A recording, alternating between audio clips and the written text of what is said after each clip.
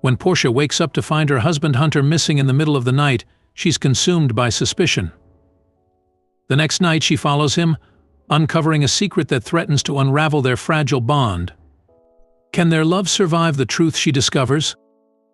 I've always been the type of person who holds on too tight. It's not that I want to be overbearing, it's just that I've always been afraid of losing the ones I love. Growing up in a house that felt more like a battlefield than a home does that to you. My parents were neglectful at best and downright abusive at worst. They left me with deep-seated insecurities and an unshakable fear of abandonment. So when Hunter came into my life, he was like a lifeline, my savior. He was everything I had ever wanted: kind, attentive, and most importantly, stable.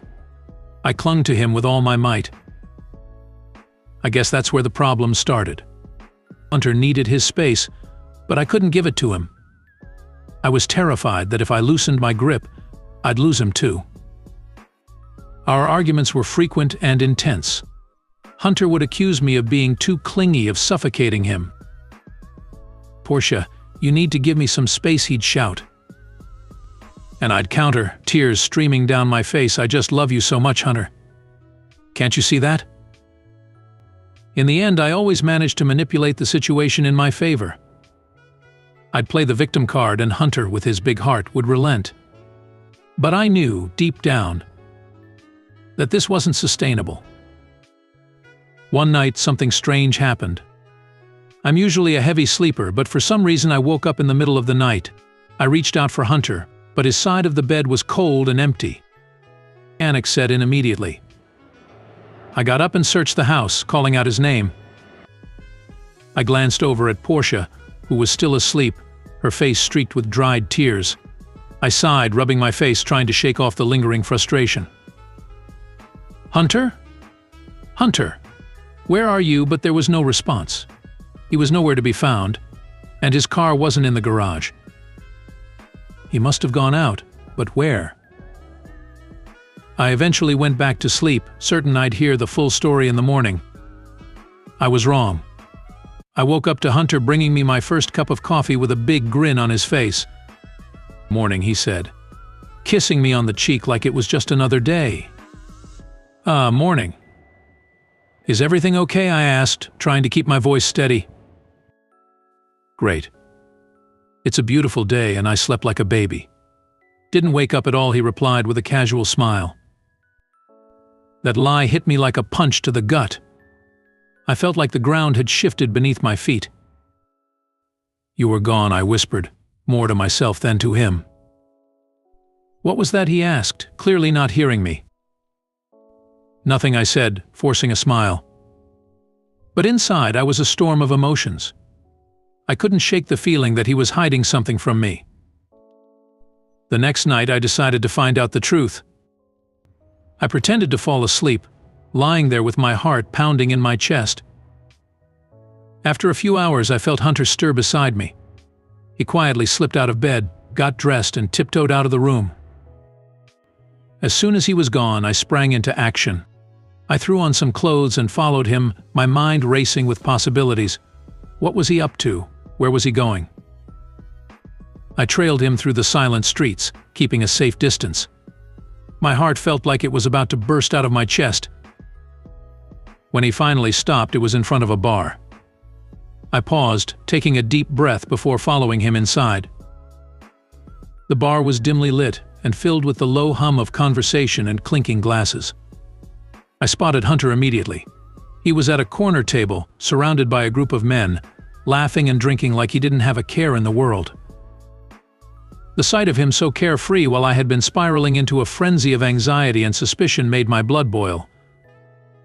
"Hunter," I called out, my voice cutting through the noise. The bar seemed to fall silent as all eyes turned towards me. Hunter looked up, his eyes widening in surprise. "Portia, what are you doing here?" We settled in the living room, catching up and joking around. But I couldn't shake off the feeling of unease. I kept expecting Portia to call or suddenly appear, but she didn't. "What am I doing here?" I repeated, my voice trembling with anger and hurt. What are you doing here, sneaking out in the middle of the night to drink with your buddies while I'm at home worried sick?" He stood up, a mixture of guilt and frustration flashing across his face. "Portia, this is my only chance to hang out with my friends without you breathing down my neck." "Breathing down your neck? Is that what you think I do?" My voice was rising, my emotions bubbling over. "Yeah, it is," he said, his voice hardening. "You treat me like a child, Portia. You don't let me live my own life. You're like a mother who doesn't allow anything." I felt like I'd been slapped. The words stung, each one hitting deeper than the last. "I just want to be with you, Hunter. I love you." "You don't love me," he snapped. "You smother me. You don't let me breathe. I can't even have a night out with my friends without you losing your mind." Tears welled up in my eyes. "That's not fair. I'm just scared of losing you." "Scared of losing me?" he laughed bitterly. "Portia, you've already lost me. I need space, and if you can't give it to me, then we're done." The bar was dead silent now, everyone watching our drama unfold. I felt a sob rising in my throat. "Please, Hunter, don't do this. I'll change. I'll give you space." He shook his head. "I need to live my own life, Portia. You're selfish for not letting me have that." Selfish, the word echoed in my mind. "I've given everything to you. My whole life revolves around you." "And that's the problem," he said quietly. "I need a partner, not a caretaker." I left the bar, my vision blurred by tears. I wandered the streets, my mind racing with everything that had happened. His words echoed in my head, each one a painful reminder of how I had been smothering the man I loved. I spent hours walking, thinking about my past, my fears, and the future I wanted. I realized that Hunter was right. I had been selfish, clinging to him out of fear and insecurity. By the time I got home, I felt a strange sense of clarity. I knew what I needed to do. The morning light streamed through the curtains, casting a soft glow on the bedroom. I woke up feeling groggy, my head still buzzing from the previous night's confrontation. I glanced over at Portia, who was still asleep, her face streaked with dried tears.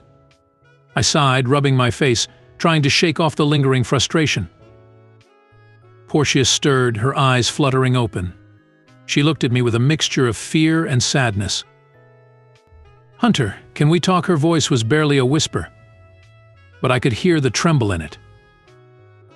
"Yeah, we need to," I replied, sitting up and leaning against the headboard. She took a deep breath, sitting up as well. "I'm sorry for last night. I didn't realize how much I've been smothering you.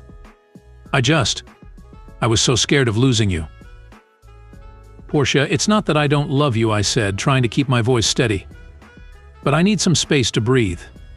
I need to feel like I have my own life, too." She nodded, tears welling up in her eyes again. "I understand. I know I've been too much. I don't want to lose you, Hunter. I'll do better." I reached out, taking her hand. "I don't want to lose you either, Portia. But we need to find a balance."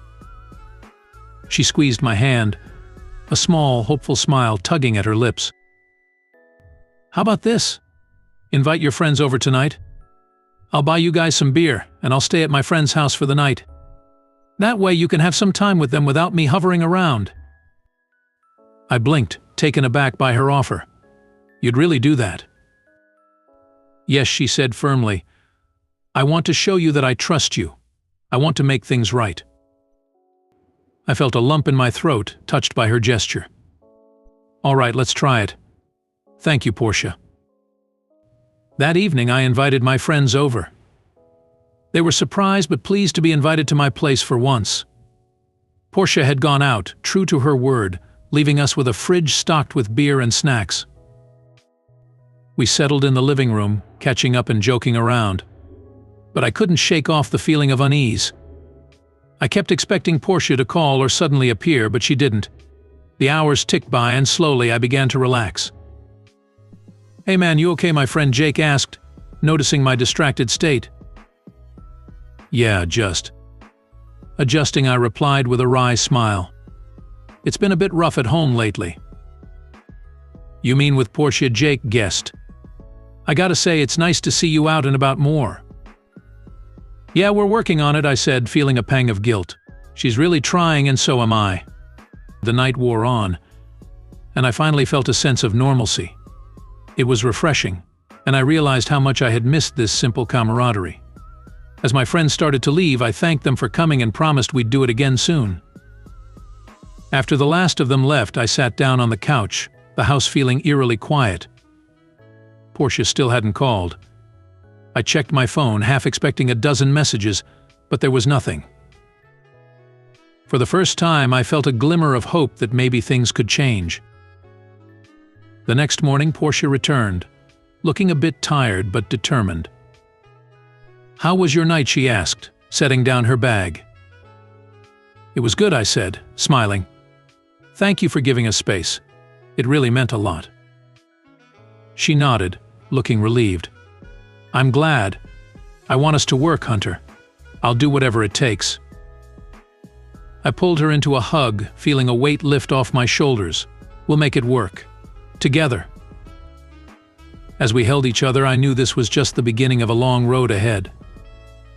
But for the first time in a while, I felt hopeful. Portia was beginning to understand the importance of trust and independence in our relationship, and I was willing to meet her halfway. We'd take it one step at a time, rebuilding the trust and balance we both needed.